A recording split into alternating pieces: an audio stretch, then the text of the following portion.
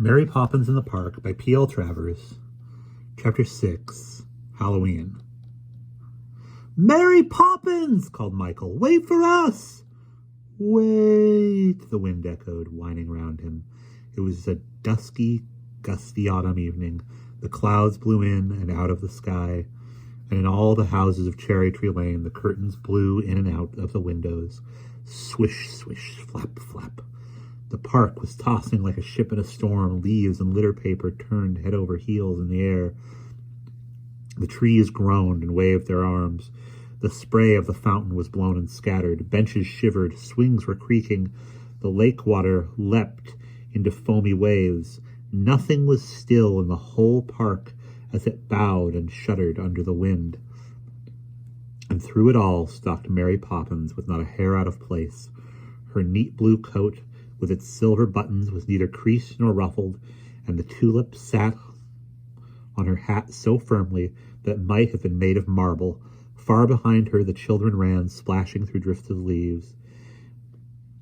They had been to Mr. Foley's stall for nuts and toffee apples, and now they were trying to catch her up.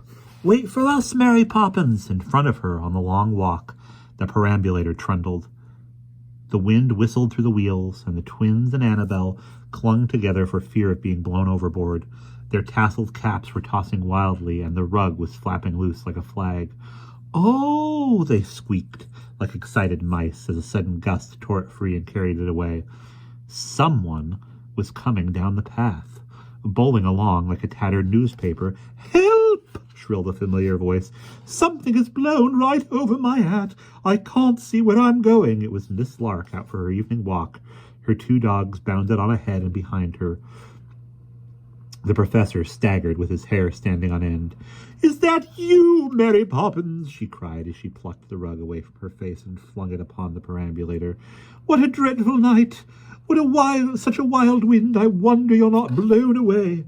Mary Poppins raised her eyebrows and gave a superior sniff. If the wind blew anyone away, it would not be herself, she thought. "What do you mean, a dreadful night?" Admiral Boom strode up behind them. His dash-hound, Pompey, was at his heels, wearing a little sailor's jacket to keep him from catching cold. "It's a perfect night, my dear lady, for life on an ocean wave. 16 men on a dead man's chest, yo-ho-ho, and a bottle of rum. You must sail the 7 seas, Lucinda." "Oh, I couldn't sit on a dead man's chest." Miss Lark seemed quite upset at the thought. "Nor drink rum either, Admiral. Do keep up, Professor, please there. My scarf is blown away. Oh, goodness, now the dogs have gone."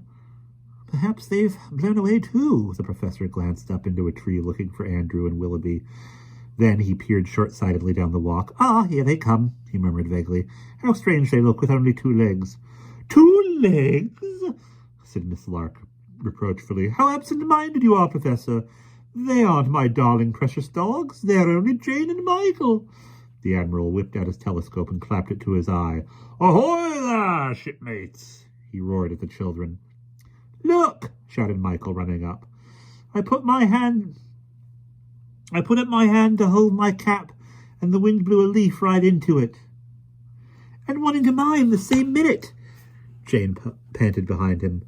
They stood there, laughing and glowing, with their packages held against their chest, and the star-shaped marble leaves in their hands.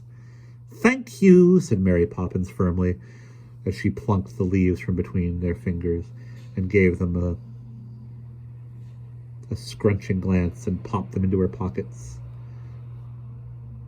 "Catch a leaf, a message brief," Miss Lark's voice shrieked above the wind. "But of course it's only an old wives' tale. Ah, there you are, dear dogs, at last. Take my hand, Professor, please. We must hurry home to safety." And she shooed them along before her, with her skirts blowing out in every direction. Michael hopped excitedly. "Was it a message, Mary Poppins?" "That's as may be," said Mary Poppins, turning up her nose at the sky. "But we caught them." Jane protested. "C caught it, G got it," she answered with annoying calm. "Will you show us when we get home?" screamed Michael, his voice floating away. "Home is the sailor from the sea." The Admiral took off his hat with a flourish. "Au revoir, messmates and Miss Poppins. Up with the anchor, Pompey." Aye, aye, sir, Pompey seemed to be saying as he galloped after his master. Michael rummaged in his package. Mary Poppins, why didn't you wait? I wanted to give you a toffee apple. Time and tide wait for no man, she answered priggishly. He was just about to ask what time and tide had to do with toffee apples when he caught her disapproving look. Oh, and a goodie, another racial slur, kids. So we'll skip over this word. A pear, that's what you are. Just look at your hair. Sweets to the sweet, she added conceitedly as she took the sticky fruit he offered and nibbled it daintily. It's not our fault. It's the wind, said Michael, tossing the hair from his brow. Well, it's quicker you're into it, the quicker you're out of it. She thrust the perambulator forward under the groaning trees. Look out! Be careful! What are you doing? A howl of protest rent the air as a figure clutching his tie and his cap lurched sideways in the dark. Remember the bylaws! Look where you're going! You can't knock over the park keeper! Mary Poppins gave him a haughty stare. I can if he's in my way, she retorted. You'd no right to be there. I've a right to be anywhere in the park. It's the regulations. He peered at her through the gathering dark and staggered back with a cry. Toffee apples and bags of nuts? Then it must be Hallowe'en. I might have known it. His voice shook. You don't get a wind like this for nothing. Ow! He shuddered. It gives me the auras. I'll leave the park and look after itself. This is no night to be out. Why not? Jane handed him a nut. What happens at Hallowe'en? The park keeper's eyes grew as round as plates. He glanced nervously over his shoulder and went toward the children. Things, he said in a hoarse whisper, come out and walk in the night. I don't know what they are quite. Never having seen them. Ghosts, perhaps? Or apparitions? Anyway, it's spooky. Hey, what's that? He clutched his stick. Look! There's one of them up there, a white thing in the trees. A light was gleaming among the branches, turning their black to silver. The wind had blown the clouds away, and a great bright globe rode through the sky. It's only the moon, Jane and Michael laughed. Don't you recognize it? Ah, the park keeper shook his head. It looks like the moon, and it feels like the moon, and it may be the moon, but it may not. You never can tell on Hallowe'en. And he turned up his coat collar and hurried away, not daring to look behind him. Of course it's the moon, said Michael stoutly. There's moonlight on the grass. Jane gazed at the blowing, shining scene. The bushes are dancing in the wind. Look, there's one coming toward us, a small bush and two larger ones. Oh, Mary Poppins, perhaps they're ghosts? She clutched a fold of the blue coat. They're coming nearer, Mary Poppins. I'm sure they're apparitions. I don't want to see them, Michael screamed. He seized the end of the parrot umbrella as though it were an anchor. Apparitions indeed, shrieked the smallest bush. When I've heard myself called many things, Charlemagne said I looked like a fairy, and Boadicea called me a goblin, but nobody ever said to my face that I was an apparition. Though I dare say, the bush gave a witch-like cackle, that I often look like one. A skinny little pair of legs came capering toward them, and a wizened face like an old apple peered out through the wisps of hair. Michael drew a long breath. It's only Mrs. Corey, he said, losing his hold on the parrot umbrella. And Miss Fanny and Miss Annie, Jane waved in relief to the two large bushes. Howdy-do, said their mournful voices as Mrs. Corey's enormous daughters caught up with their tiny mother. Here we are again, my dears, as I heard St. George remark to the dragon. Just the kind of night for... Mrs. Corey looked at Mary Poppins and gave her a knowing grin. For all sorts of things, she concluded. You got a message, I hope? Thank you kindly, Mrs. Corey. I have had a communication. What message? Asked Michael inquisitively. Was it one on a leaf? Miss Corey cocked her head, and her coat, which was covered with threepenny bits, twinkled in the moonlight. Ah, she murmured mysteriously. There are so many kinds of communications. You look at me.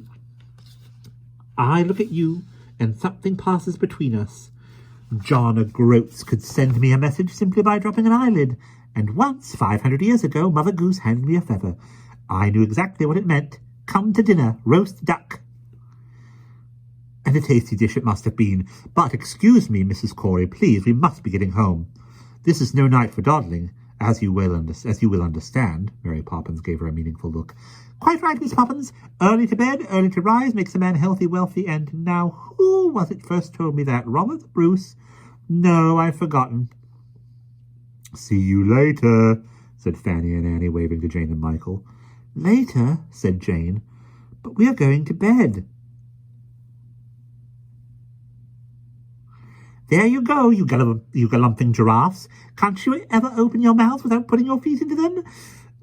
They mean, my dears, said Miss Corey, they'll be seeing you later in the year, November perhaps, or after Christmas, unless, of course, her smile widened, unless you are very clever. Well, good night and sleep well. She held out her little wrinkled hands, and Jane and Michael both sprang forward. Look out, she shrieked at them. You're stepping on my shadow. Oh, I'm sorry. They both jumped back in alarm. Dear goodness, you gave me a turn. Mrs. Corey clapped her hand to her heart. Two of you standing right on its head. The poor thing will be distressed. They looked at her in astonishment, and then at the little patch of black that lay on the windy grass. But I didn't think shadows could feel, said Jane. Not feel? What nonsense, said Miss Corey. They feel twice as much as you do. I warn you, children, take care of your shadows, or your shadows won't take care of you. How would you like to wake one morning and find they had run away? And what's a man without a shadow? Practically nothing, you might say. I wouldn't like it at all, said Michael, glancing at his own shadow rippling in the wind. He realized for the first time how fond he was of it. Exactly, Mrs. Corey snorted. Ah, my love, she crooned at her shadow. We've been through a lot together, haven't we, you and I, and never a hair of your head hurt till these two went and stepped on it. All right, don't look so glum, she twinkled at Jane and Michael. But remember what I said, take care. Fanny and Annie, stir your stumps, look lively if you possibly can. And off she trotted between her daughters, bending sideways now and again to blow a kiss to her shadow. Now come along, no loitering, said Mary Poppins briskly. We're keeping an eye on our shadows, said Jane. We don't want anything to hurt them. You and your shadows, said Mary Poppins, can go to bed, spit spot, and sure enough, that was what they did. In next to no time they had eaten their supper, undressed before the crackling fire, and bounced under the blankets. The nursery curtains blew in and out, and the nightlight flickered on the ceiling. I see my shadow, and my shadow sees me. Jane looked at the neatly brushed head reflected on the wall. She nodded in a friendly way, and her shadow nodded back. My shadow and I are two swans. Michael held his arm in the air and snapped his fingers together. And, upon a wall, a long-necked bird opened and closed its beak. Swans, said Mary Poppins, sniffing as she laid her coat and tulip hat at the end of her camp bed. Geese more like it, I should say. The canvas creaked as she sprang in. Michael craned his neck and called, Why don't you hang up your coat, Mary Poppins, the way you always do? My feet are cold, that's why. No, not another word. He looked at Jane. Jane looked at him. They knew it was only half an answer. What was she up to tonight, they wondered, but Mary Poppins never explained. You might as well ask the Sphinx. Tick, said the clock on the mantelpiece. They were warm as toast inside their beds, and their beds were warm inside the nursery, and the nursery was warm inside the house, and the howling wind outside made it seem warmer still. They leaned their cheeks upon the palms upon their palms and let their eyelids fall. Tick, said the clock on the mantelpiece, but neither of them heard. And we'll pause there.